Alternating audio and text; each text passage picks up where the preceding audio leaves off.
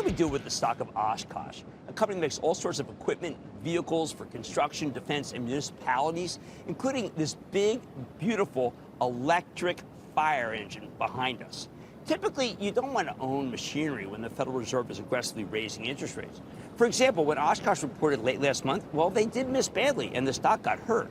But the stock has stabilized here, and their electric vehicle exposure just got a lot more enticing, thanks to the passage of the big climate bill this weekend. So let's take a closer look with John Pfeifer, the president and CEO of Oshkosh Corporation, to get a better read on where his company's headed. Mr. Pfeifer, welcome back to Mad Money. John, it's been both a rough period for earnings, but not a rough period for orders. And I think a lot of that is because you represent the best of what the people want in this country. Electric vehicles, safety. Tell us about the, let's say, the transition of Oshkosh to this world where you're number one. Sure. Yeah, well, we have a record backlog. Our order rates are really strong. In fact, our order rates would be stronger. We're actually holding back the orders because we're getting into 23 and 24 with the order rates. So the business is strong. Like everybody, we're having some supply chain disruption that's hurting our ability to produce as fast as we want, and it's creating manufacturing inefficiencies. We got a lot of initiatives to combat that. We will get through it, and our pricing will catch up with inflation, and that'll continue to manifest itself in the near term. But our technological investments, that's what's driving the company. It's driving the backlog. It's driving our business to grow significantly over the next several years as customers want to adopt new technology, new advancements, helps productivity, helps sustainability, helps the total cost of ownership. It just helps in so many ways, and we're at the forefront of that technological innovation. Now, the bill that is going to reconciliation, they call it inflation. Let's just call it climate control, whatever you want to call it. But everybody seems to be going this way, and this electric vehicle is going to be the vehicle of choice for what you call aged fleets of safety vehicles. We can't have these get old, correct? Yeah, that's correct. The fire trucks in America today, it's an aged fleet. When you look at the average age of the fleet, the market's continuing to rise. It's a great opportunity for us to introduce new technology. This is an electric fire truck. It's headed to Portland, Oregon,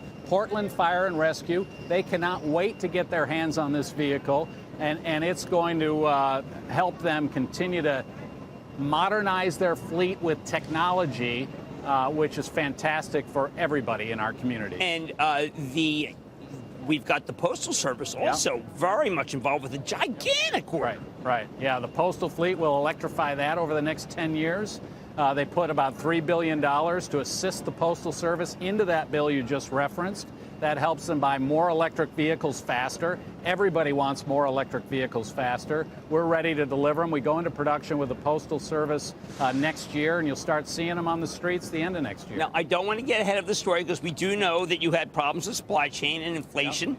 But I felt that when I heard that you were coming on and the bill happened this weekend, there are many line items that truly do benefit your company. Oh, absolutely. Yeah, I mentioned the $3 billion that they put in there specifically to help the Postal Service electrify the fleet and put the charging infrastructure in to do it. Remember, there's tens of thousands of post offices across the country. They have to have the infrastructure there to charge the fleet, so we're going to help them do that as well. Now, I admit when I was going through the defense stuff, I kept saying I was a little chagrined that our Defense Department is not combined with NATO to buy unbelievable military vehicles that you said Eastern European democracies want.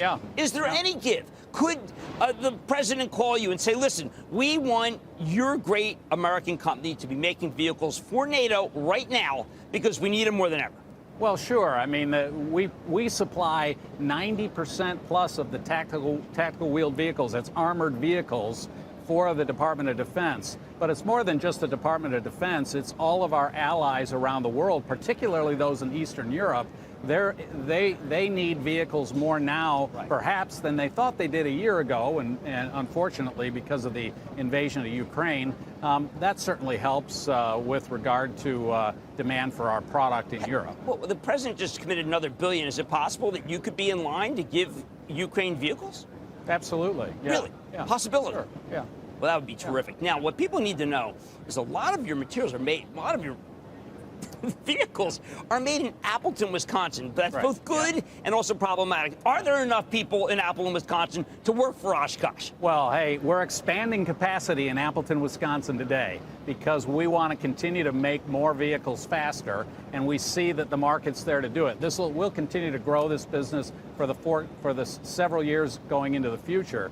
Appleton, Wisconsin is where we make these products. We're going to keep making them in Appleton, Wisconsin. We'll get the workforce that we need. Right now, we're working on the supply chain and the ability of our great partners in the supply chain to keep pace with our desire to manufacture vehicles faster. Okay, so now, John, we got to deal direct with some research. KeyBank. Troubling inability to leverage a record backlog. Are you going to be able, because you're not a guy who's either going to promise anything at this point, are you going to be able to deal with the expectations for 23, which you've tried to keep low, with the idea that somehow some of these, what seem to be intractable problems, can resolve themselves? Yeah, well, we love the backlog that we have. There's two things in there. I think it's the persistent inflation, and it's the supply chain disruption.